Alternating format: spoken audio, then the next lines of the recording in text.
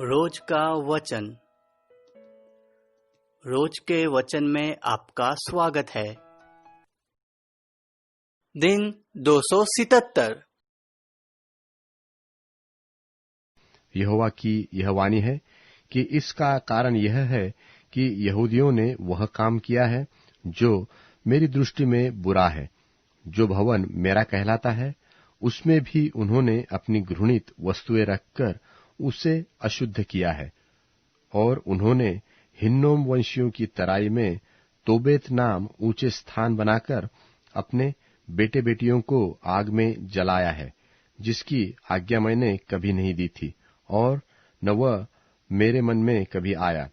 यहोवा की यह वाणी है कि ऐसे दिन इसलिए आते हैं कि वह तराई फिर न तो तोपेत की और न हिन्नोम वंशी की कहलाएगी, वरन घात की तराई कहलाएगी। और तोपेत में इतनी कब्रें होगी कि और स्थान न रहेगा। इसलिए इन लोगों की लोथें आकाश के पंछियों और मैदान के जीव जंतुओं का आहार होंगी और उनका हाँकने वाला कोई न रहेगा।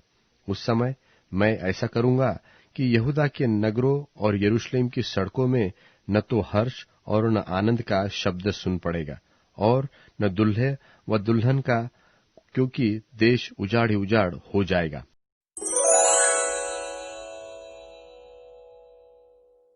यिर्मयाह भविष्यवक्ता की पुस्तक अध्याय 8। यिर्मयाह भविष्यवक्ता की पुस्तक अध्याय 8। यहोवा की यह वाणी है कि उस समय यहूदा के राजाओं, हकीमों, याजकों और भविष्यवक्ताओं और यरूशलेम के और रहने वालों की हड्डियां कब्रों में से निकालकर सूर्य, चंद्रमा और आकाश के सारे गण के सामने फैलाई जाएगी, क्योंकि वे उन्हीं से प्रेम रखते और उन्हीं की सेवा करते और उन्हीं के पीछे चलते और उन्हीं के पास जाया करते और उन्हीं को दंडवत करते थे। और वे न तो इकट्ठी की जाएगी और न कब्र में रखी जाएगी, वरन खाद के समान भूमि के ऊपर पड़ी रहेगी।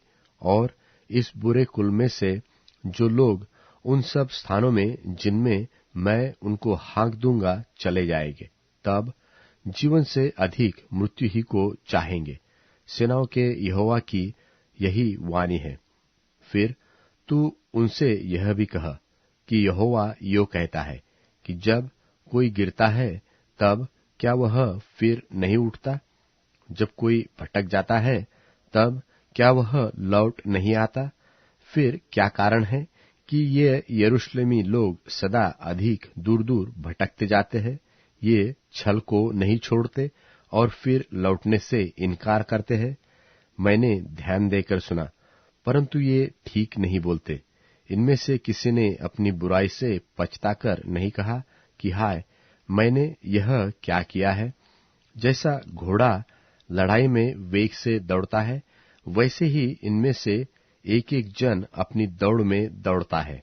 आकाश का लगलग अपने नियत समयों को जानता है और पंडुकी और सुपाबेना और सारस भी अपने आने का समय रखते हैं, परंतु मेरी प्रजा यहोवा का नियम नहीं जानते।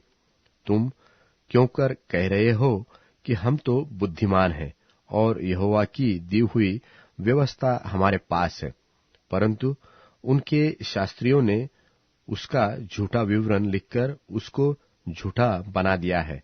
बुद्धिमान लज्जित हो गए हैं, वे विस्मित हुए और पकड़े गए। देखो, उन्होंने यहोवा के वचन को निकम्मा जाना है, सो बुद्धि उनमें कहाँ रही? इस कारण मैं उनकी स्त्रियों को दूसरे पुरुषों के और उनके खेत दूसरे अधिकारियों के वश में कर दूंगा, क्योंकि छोटे से लेकर बड़े तक वे सब के सब लालची है। और क्या भविष्यवक्ता, क्या याजक, वे सब के सब छल के काम करते हैं। और उन्होंने शांति है ऐसा कहकर मेरी प्रजा के घाव को ऊपर ही ऊपर चंगा किया, परंतु शांति कुछ भी नहीं। क्या वे घृणित काम से लज्जित हो गए? नहीं, वे कुछ भी लज्जित नहीं हुए। वे लज्जित होना जानते ही नहीं। इस कारण जब और लोग नीचा खाएंगे तब वे भी नीचा खाएंगे, और जब उनके दंड का समय आएगा, तब वे भी ठोकर खाकर गिरेंगे। यहोवा का यही वचन है। यहोवा की यह भी वाणी है कि मैं उन सबों का अंत कर दूंगा। न तो उनकी दाखलताओं में दाख पाई जाएगी और न अंजीर के वृक्ष में अंजीर, वरन उनके पत्ते भी सूख जाएंगे। इस प्रकार जो कुछ मैंने उन्हें दिया है वह उनके पास से जाता रहेगा। हम क्यों बैठे हैं? आओ हम चलकर गढ़वाले नगरों में इकट्ठे नाश हो जाए, क्योंकि हमारा परमेश्वर यहोवा हमको नाश करना चाहता है।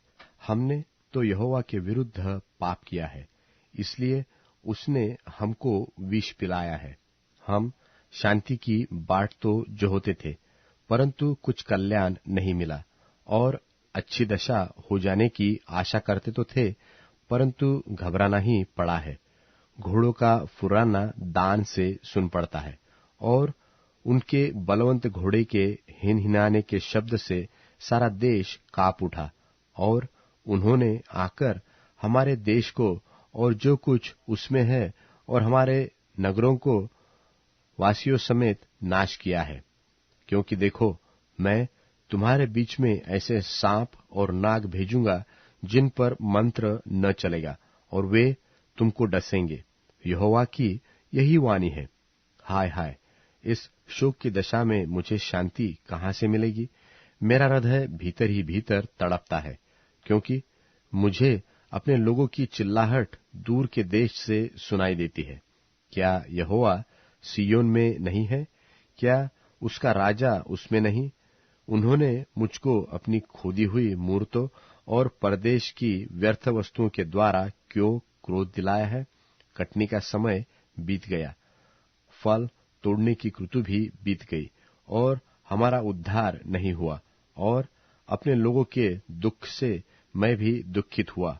मैं शोक का पहरावा पहने अति अचंभे में डूबा हूं। क्या गिलाद देश में कुछ बलसान की औषधि नहीं? क्या उसमें अब कोई वैद्य नहीं? यदि है तो मेरे लोगों के घाव क्यों चंगे नहीं हुए?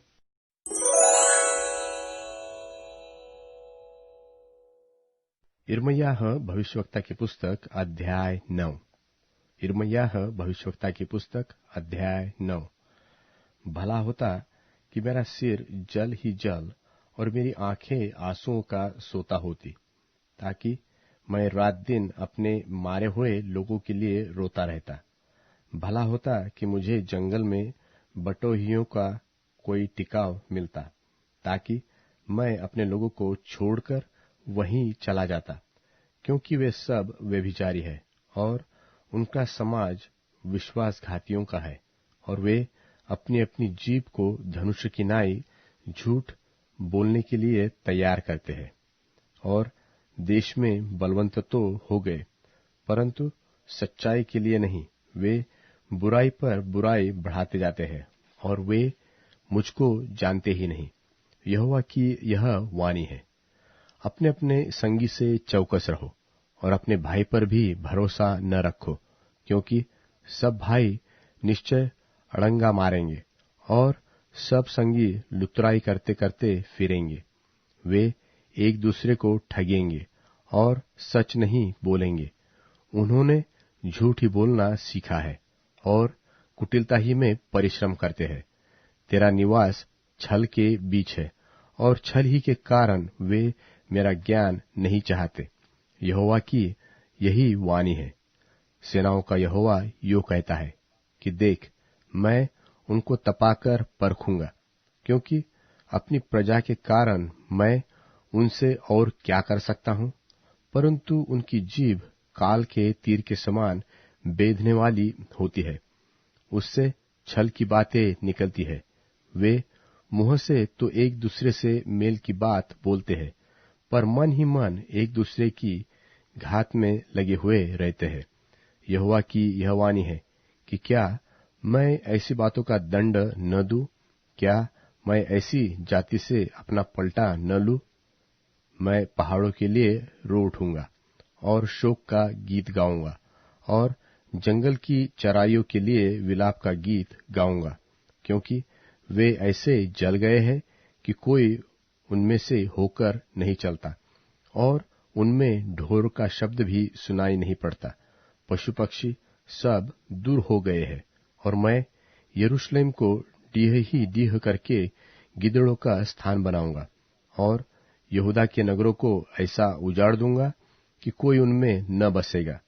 जो बुद्धिमान पुरुष हो वह इसका भेद समझ ले, और जिसने यहोवा के मुख से इसका कारण सुना हो वह बता दे कि देश का क्यों नाश हुआ, और क्यों जंगल की नाई जल गया, और क्यों उसमें से होकर कोई नहीं चलता।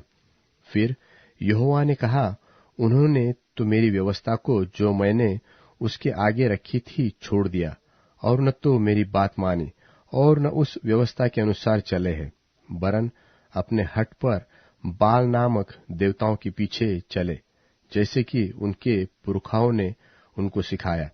इस कारण सेनाओं का यहोवा, इस्राएल का परमेश्वर यो कहता है कि सुन, मैं अपनी इस प्रजा को कड़वी वस्तु खिलाऊंगा और विष पिलाऊंगा, और मैं उन लोगों को ऐसी जातियों में जिन्हें न तो वे न तो उनके पुरखा जानते थे तितर बितर करूंगा, और मेरी ओर से तलवार उनके पीछे पड़े।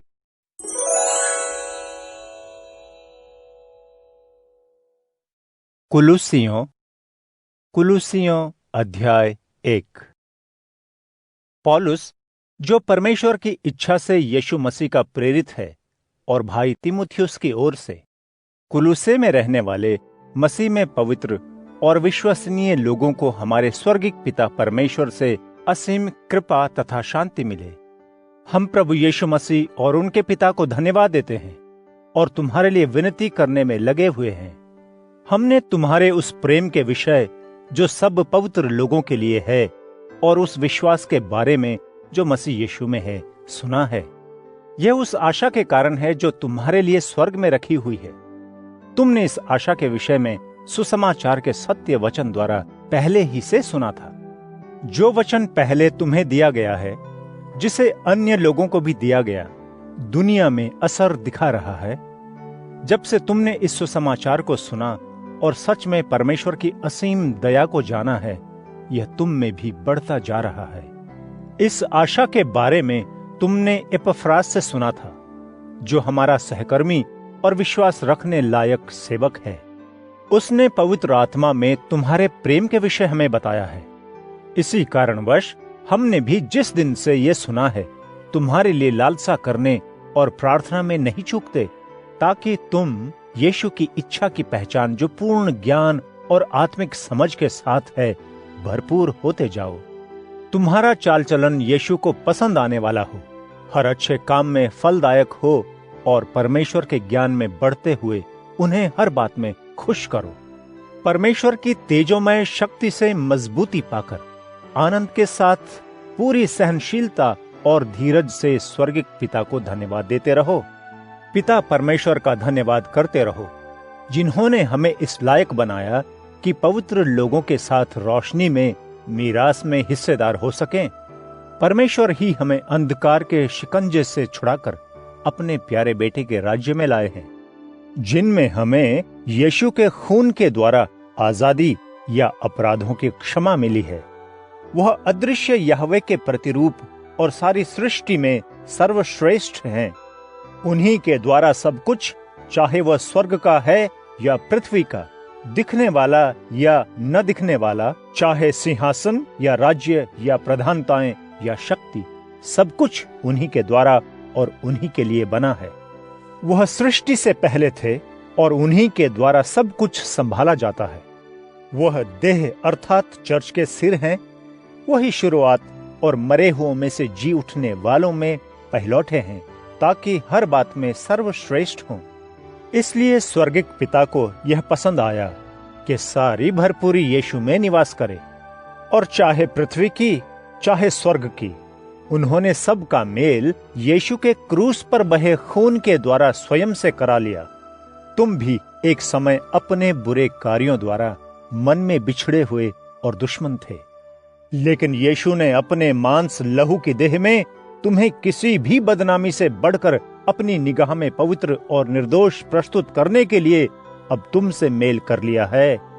यदि तुम विश्वास में स्थिर होते, जड़ पकड़ते और जो सुसंदेश तुमने सुना है उसकी आशा रखते हो, जिसे इस आकाश के नीचे प्रत्येक प्राणी को दिया गया और जिसका मैं पौलुस सेवक भी बना।